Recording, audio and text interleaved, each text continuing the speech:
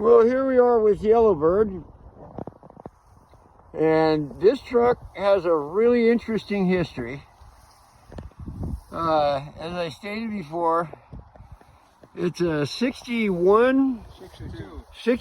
excuse me, Ford F100 four-wheel drive.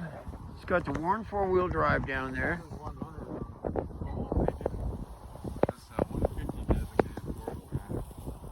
And this is the truck that when we moved up here from Moscow, a fair bunch of minutes ago, this is the truck that made the move. And then it was the daily driver for the Curator for many years. And then history happened.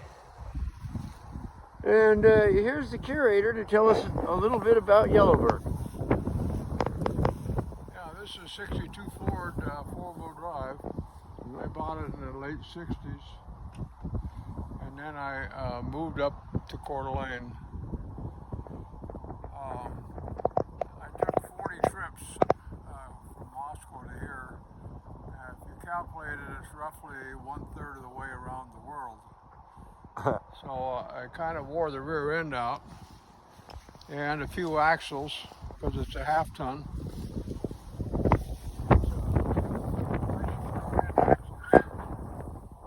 Motor's way down inside and there's mostly fenders on the front, so you can actually crawl in there and work on it.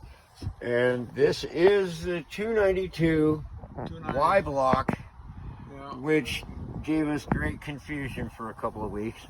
Yeah, 292. Workhorse.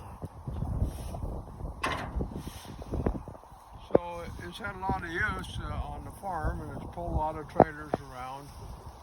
I got tired of working on it, and I had a son that was in love with a Maverick car, and so I traded it off, and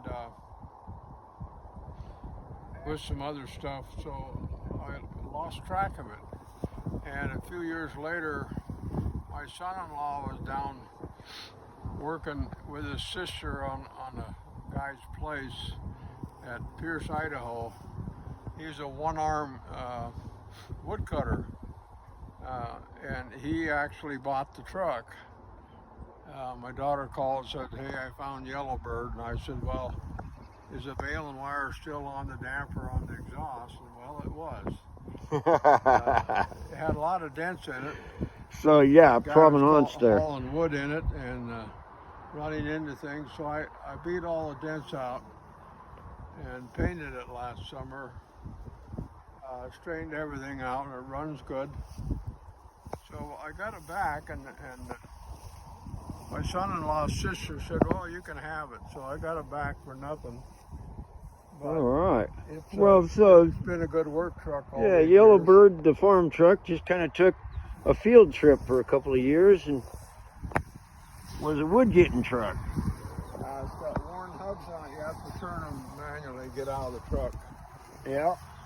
But there you usually go. on this truck, you're going on a trip, and it takes a while to get there. You're going 45 to 55 miles per hour. Right. And you got to go to the bathroom, so you get out and adjust your hubs when a car comes by. Yeah. But it's a straight low wide box, LWB, low wide box. The cab has got a lot of room on it. It's wide, so it's pretty basic. I mean, everything has a purpose in there, except the fuzzy dice. Well, even the fuzzy dice has a purpose.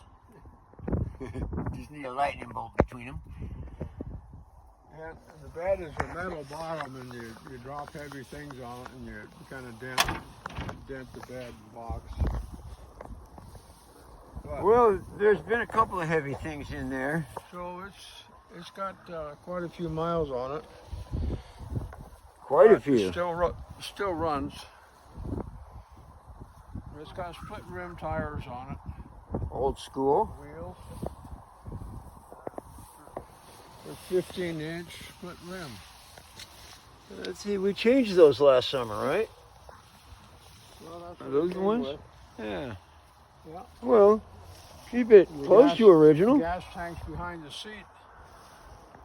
So Right, and I checked up on that, and that was the configuration until the 1974 model year, but on the F-Series pickups, they changed the fuel door to on the side of the bed and put the fuel cell on the frame under the bed instead of under the seat in the cab. Yeah, And that was in 73 for the 74 model year.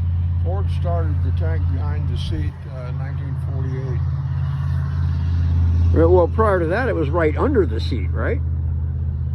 Prior to that, yeah, it was under it. They sat on top of it. But in 48, they went to the tank behind the seat. Right. Well, it's been a good truck. It's worth keeping and using. Oh, you bet. She's got many a mile left on this old farm. Yeah. All right. Well, thanks, Dad. And there you go, folks. That is the unlikely tale of Yellowbird.